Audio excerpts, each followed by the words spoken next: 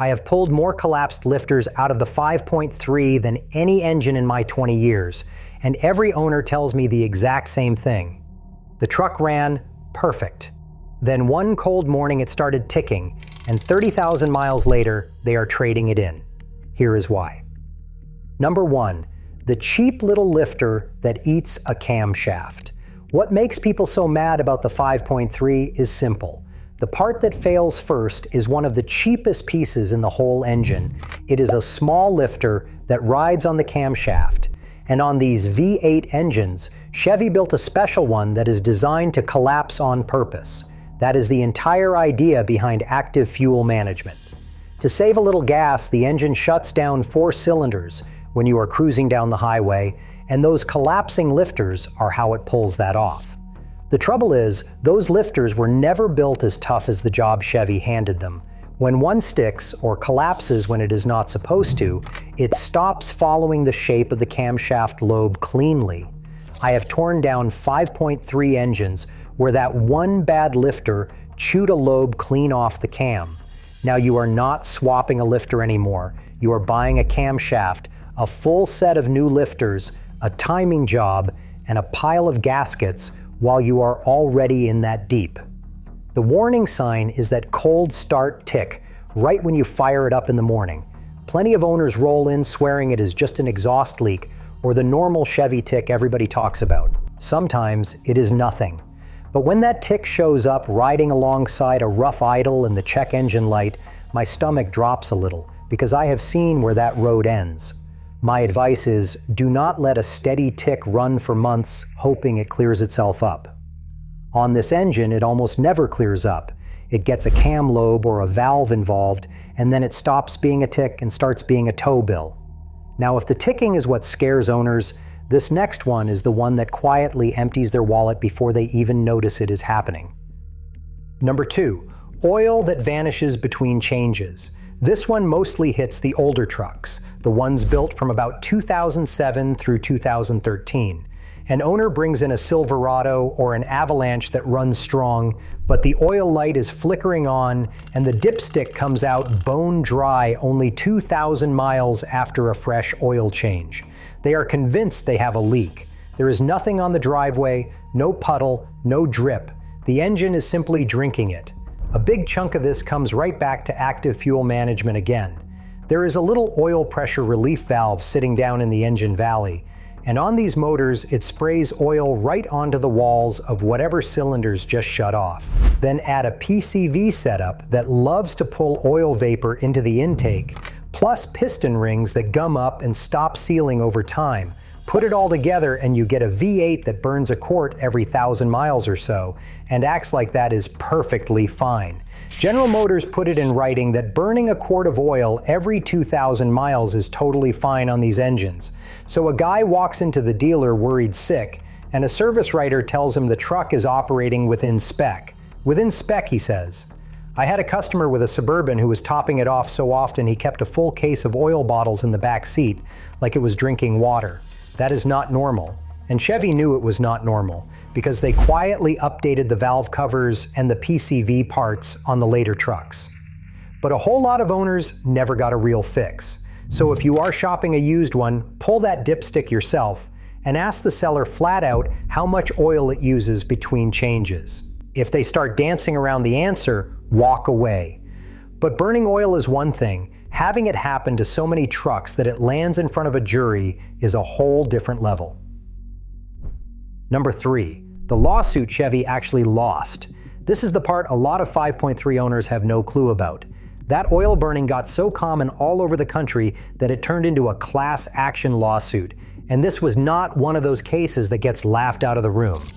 Back in 2022, a jury out in California sided with owners over the oil consumption in these older V8 engines and came back with a verdict north of $100 million. The claim at the center of it should worry anybody who still owns one of these. It was pretty simple. The owners basically said Chevy already knew 2 things. These engines had a piston ring problem, and the whole active fuel management setup made them burn oil. And Chevy sold them anyway without telling a soul.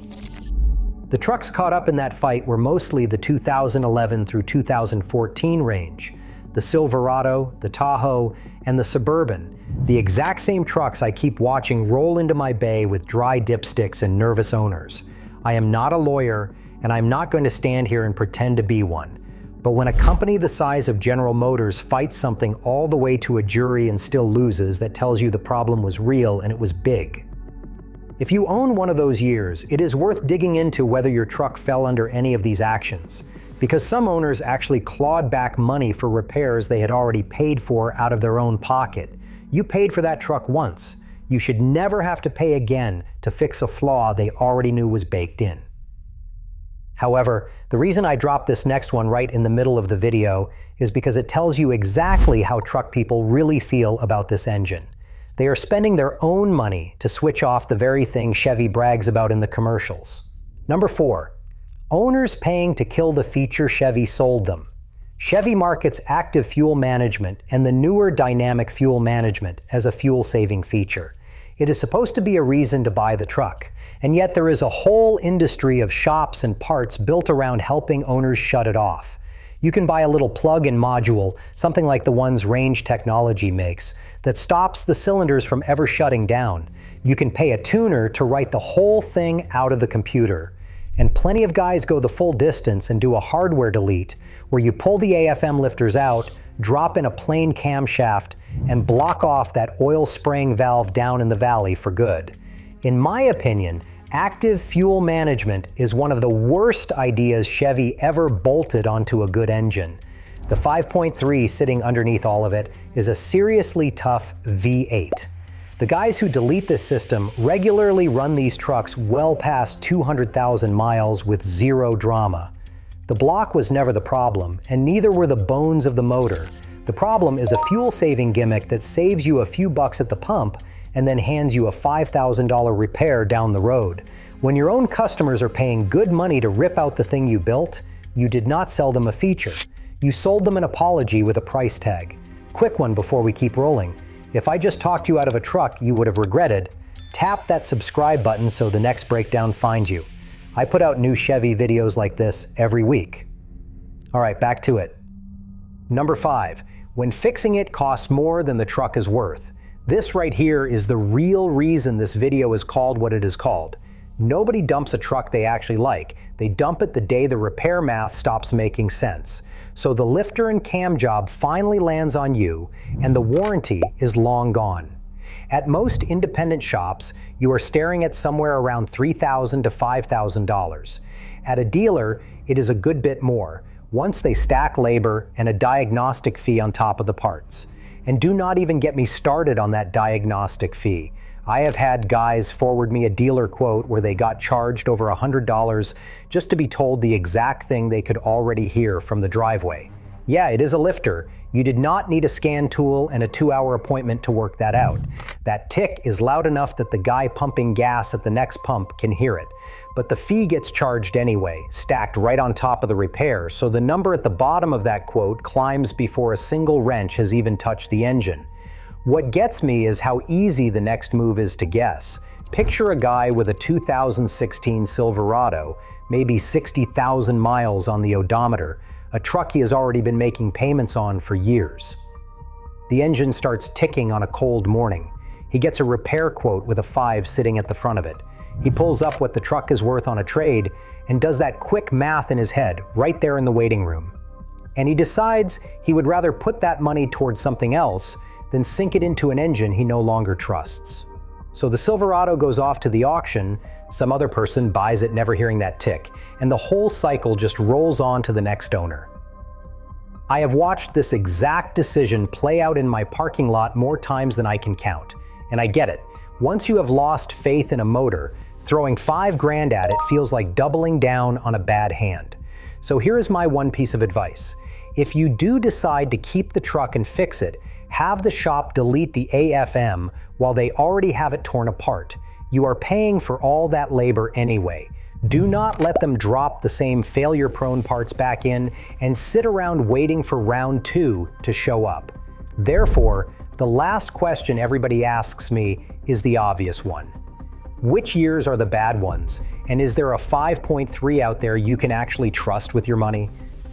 Number 6, The model year lottery nobody warns you about. The older trucks, roughly from 2007 to 2013, are your oil burners, the ones tangled up in that lawsuit. Then Chevy redesigned the engine for 2014, and for a few years it behaved better on oil, but the lifter failures kept marching right along.